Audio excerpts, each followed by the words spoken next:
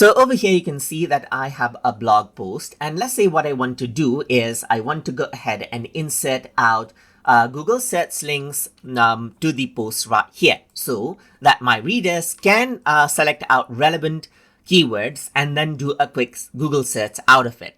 So for that, when you write the blog on the side, you can see that automatically insert Google search links into your post is an option. You can simply go ahead and click right here. And then what happens is that it'll analyze out whatever you have written out in blog, and then will link out the relevant key terms right here, as you can see. And these are all linked to Google searches, as you can see right here. As you click on it, you can see that it simply searches for that particular term. So you can make it clickable and more interactive. So once you go ahead and publish this out, let me just go ahead and publish this and then view my blog, let's say for example.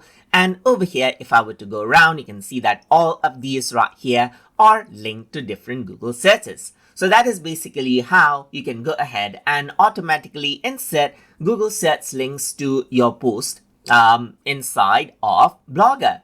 So I hope you guys learned something as always. And as always, please like, comment, share, and subscribe.